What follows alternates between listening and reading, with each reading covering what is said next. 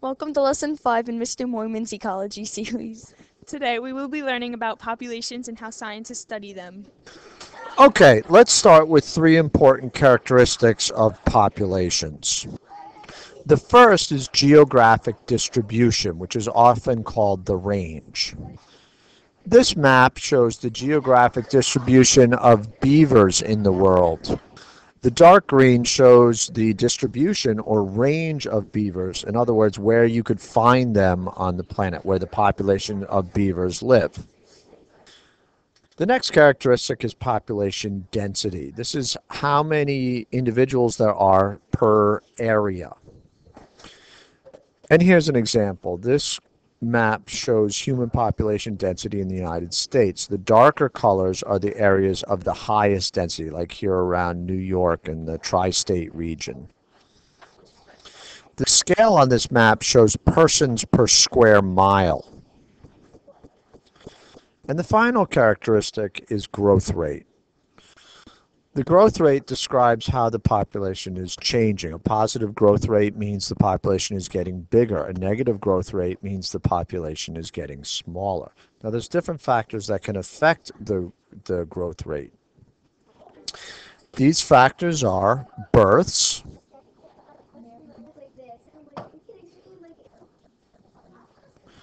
next is deaths,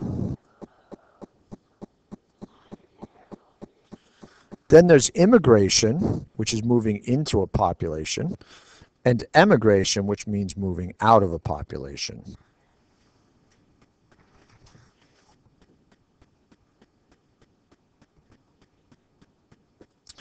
Now, depending on the conditions, populations will grow in different ways. Given ideal conditions where there's plenty of food, plenty of living space, every organism is getting what they need, you will very often get what's called exponential growth, and these graphs show that, where over time the population grows at a steady rate, constantly increasing, and the numbers become pretty incredible towards the end of these kind of graphs. Now again, this is under ideal conditions. In nature, this usually doesn't happen. It may happen for a little while, but eventually something is going to cause this population to stop growing at this incredible rate that we see on the right hand of these graphs. This type of graph shows logistic growth, which is more common of what you'll see in a population in nature. Again, you see logistic growth, exponential growth in this part of the graph, but then there's something that runs out. It's usually going to be food or living space, but there's not enough for all the organisms to keep reproducing at the same rate that they were. And it will level off. And you hit a point called the carrying capacity. That's what this dotted line represents. And that's the most that the population that the ecosystem can support. The highest population that the ecosystem support is this line up here at the top. And you see the population levels off, and then it kind of wobbles.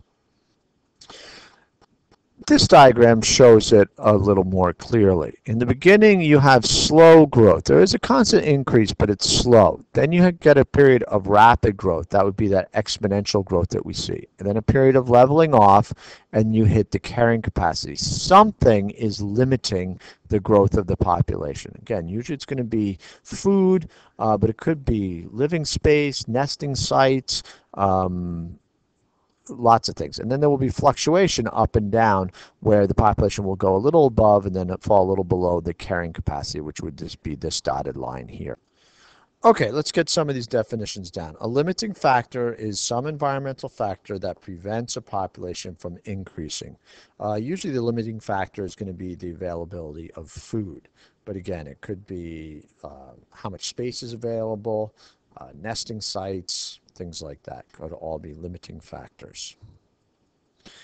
Temperature could be a limiting factor. I mean, palm trees don't grow on Long Island because it's just not warm enough for them. Rainfall could be a limiting factor. Most trees and plants can't grow in a desert because it's too dry. The definition of carrying capacity is it's the largest population that an ecosystem can support. There are many, many factors that can limit a population. Many of them are shown here in this diagram. Some of them are abiotic, non-living things, and some of them are biotic factors.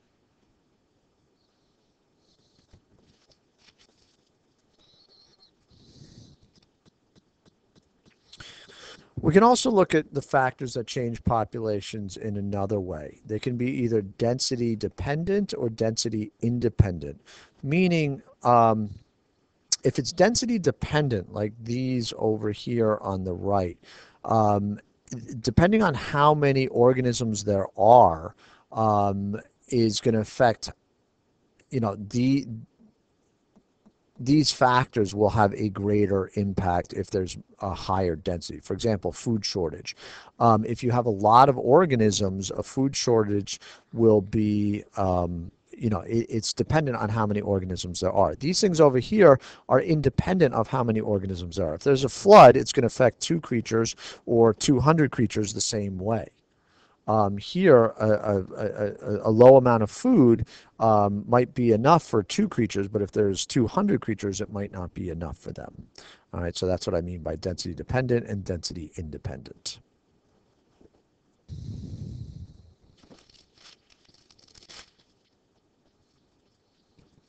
Okay, now let's look at some ways scientists measure populations.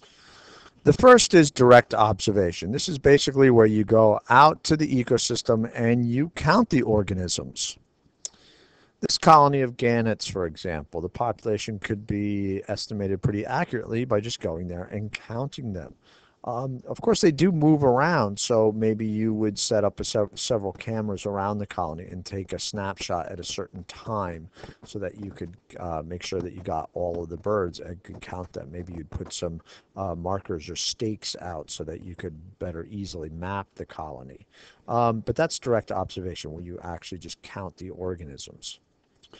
Sometimes direct observation is not possible. These are cliff swallows. They live in colonies of thousands. They build nests on the edges of cliffs along the seawall, along the seashore.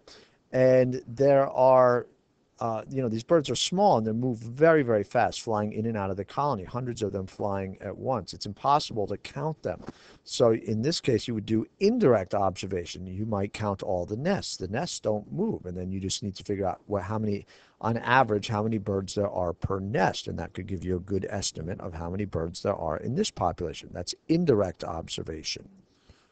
Next comes sampling and mark and recapture, which is a special type of sampling, which I'll explain in a minute. Sampling might be done to figure out the population of microorganisms on a microscope slide. As you look through the microscope, this might be what you see. With a grid slide, you can see the microorganisms, and you can start figuring out how many there are in each one of these grids. What's the average number of microorganisms per grid? And then once you know that, you can multiply the average number of microorganisms per grid times the area of the whole slide. The same technique could be used, to figure out the population of turtles in a pond. You could sample different areas and figure out what the population density is, and then multiply by the area of the whole pond. Here's an example of sampling of fish in a pond. It might be impossible to count all the fish in the pond, but you could count the fish in one area and then make an inference about the rest of the population from that sample. Sampling in several different areas and getting an average will give you a more accurate answer. Now this diagram shows how a mark and recapture study is done. This is like what we're doing with our Counting Turtles lab. At one date, with the survey 1 here, you collect a portion of the population. You trap them or catch them and mark them, and these ones have been marked in red. You then let them go, and you allow some time to pass so that they can distribute throughout the whole population, and you capture the organisms a second time. And the ratio that you get of the captured organisms that are recaptured from the first time, that ratio is equal to the ratio of the organisms in the first batch to the whole population. And there's a formula here that you can use. The N, or the population, can be estimated by multiplying the number marked times the number total that were captured divided by the number that were recaptured the second time around. This will give you a fairly accurate estimate of the entire population. Now, this type of population graph shows the relationship between a predator and prey species. This is a very common graph to see on the Regents exam. It shows how one population is affected by another. The lynx population is affected by, how many snowshoe hare there are for them to eat. The snowshoe hare are being affected by how much they're being eaten by lynx. The two populations go up and down pretty much together. These pictures show scientists working with a whole bunch of different organisms and tagging them in different ways for mark and recapture studies. Okay, I want to finish with this last idea. This is kind of a scary graph, I think, for me to look at. This is showing world population growth throughout history. We just passed the 7 billion point earlier this year. That's a lot of human beings on this planet, and this is definitely looks like that exponential graph that we were looking at earlier. The question is, and you can see the projection for it to continue going up. The question is, how far up can it go? Can it keep going? What is the carrying capacity of Earth? That's something that we all need to be considering and thinking about. Okay, that's about it for this video. If you have any questions, please bring them up in class tomorrow.